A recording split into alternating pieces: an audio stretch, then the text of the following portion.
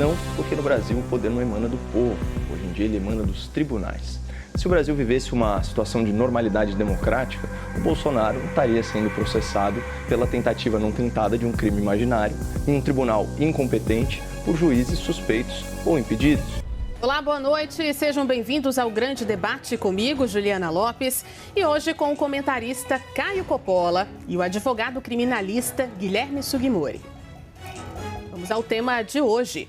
A oposição na Câmara dos Deputados articula uma minuta de projeto de anistia que torna o ex-presidente Jair Bolsonaro elegível nas próximas eleições.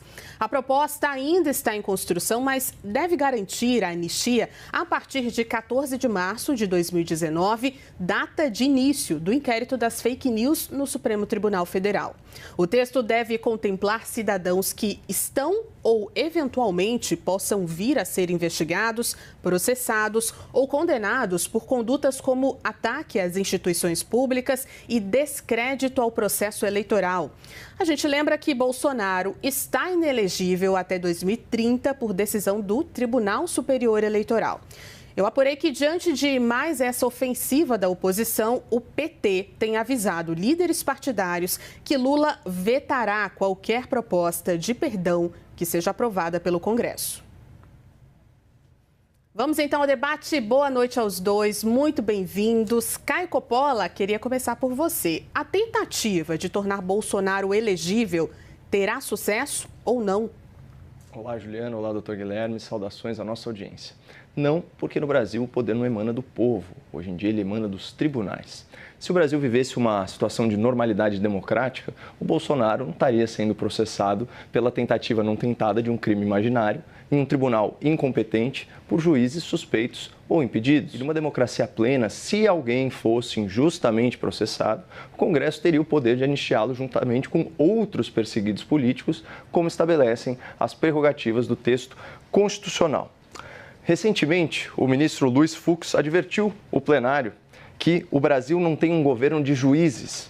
E, nesse mesmo sentido, o ministro André Mendonça pontuou que o judiciário não pode ser o fator de criação e inovação das leis, porque esse ativismo judicial, politicamente motivado, implicaria no enfraquecimento dos demais poderes. Contudo, essa é a tese vencida no STF. A maioria dos ministros entende as coisas de outra forma.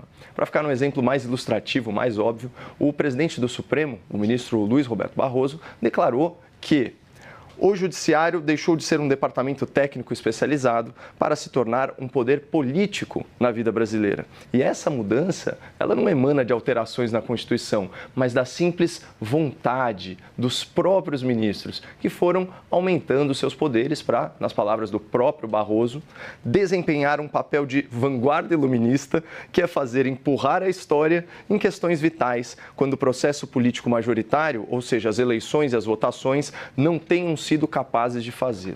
Ou seja, se os políticos eleitos não estiverem empurrando a história para onde o ministro deseja, os juízes não eleitos assumem esse papel.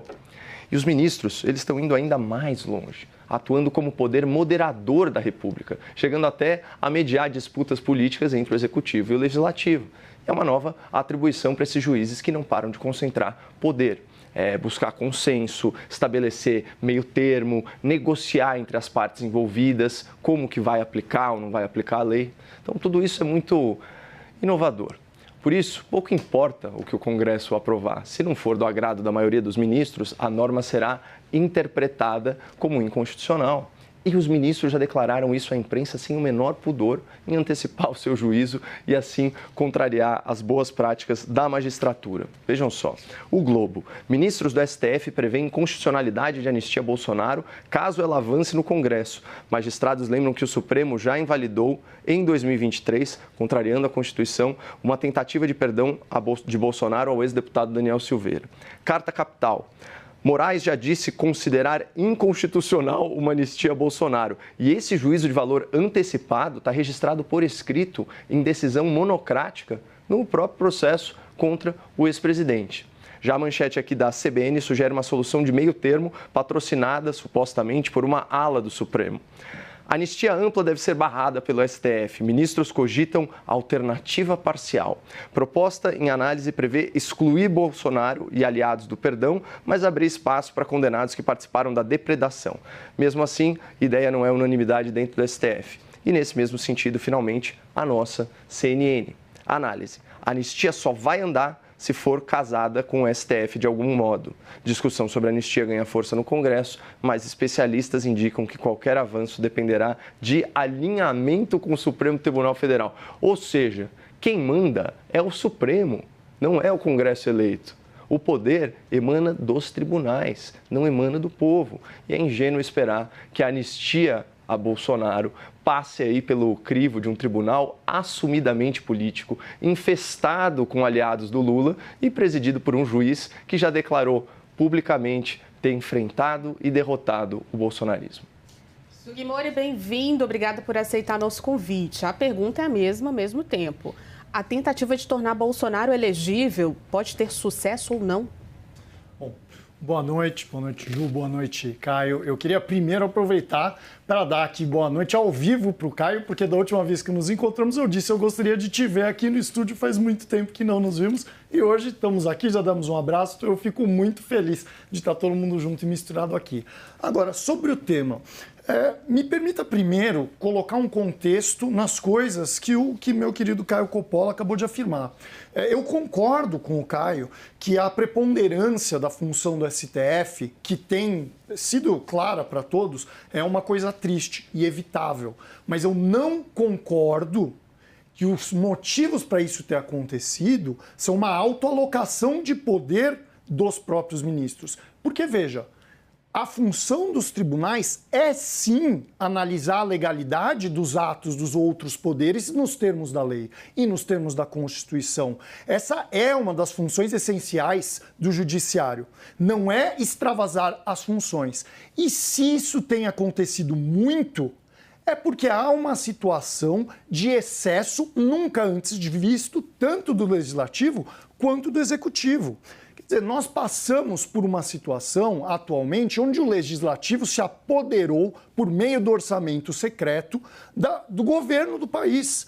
Controla os pagamentos, controla as divisões de dinheiro que deveriam pautar a formulação política do país. E isso era a função do Executivo. E o Legislativo se apoderou disso. Isso é ilegal. Não dizer para onde essas verbas são alocadas é ilegal. E aí o STF e outros tribunais têm que agir. Houve um excesso do Legislativo que provoca o excesso de respostas do Judiciário. E com o Executivo aconteceu algo muito parecido.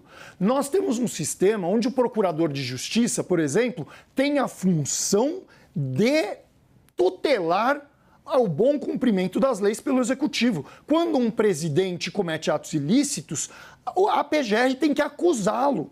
E o que aconteceu no final do governo Bolsonaro? Não acusou. Quer dizer, nós assistimos em desespero um governo bloquear rodovias no meio de uma eleição. Nós assistimos em desespero um governo declarar estado de emergência para distribuir verbas e depois acabar a emergência, depois da eleição. Algo que é vedado expressamente. Tá?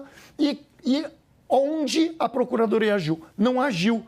E o Judiciário acaba tendo que agir.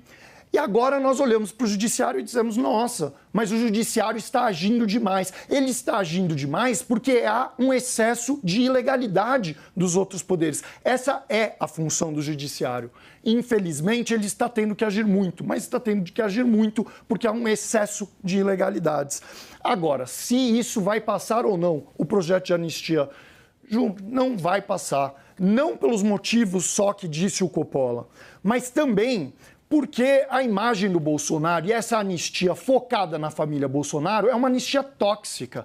Tá? Houve uma pesquisa da Quest em 19 de agosto, onde 69% das pessoas responderam que o Eduardo Bolsonaro está defendendo interesses da família fora do país. O Brasil sofreu ataques americanos e isso causou um sentimento de soberania, de defesa da soberania, que, veja só, gerou uma pesquisa da Atlas Intel da Bloomberg, onde pela primeira vez no ano o governo Lula teve mais aprovação que desaprovação. Quer dizer, há uma reprovação social quanto ao Eduardo Bolsonaro, consequentemente quanto ao Bolsonaro, e no próprio processo nós percebemos isso. Os generais estão abandonando a tese de perseguição política, a tese de que não houve golpe. Eles estão agora defendendo questões técnicas. O bolsonarismo, pelo menos com o foco no Bolsonaro, está se tornando tóxico. É muito difícil se aprovar uma anistia nesses termos contra alguém que está sendo abandonado pela população, pelos seus próprios comparsas, pelos seus colegas e pela opinião pública em geral. Se curta e compartilhe. Esse é o Radar News Notícias. Nada passa despercebido.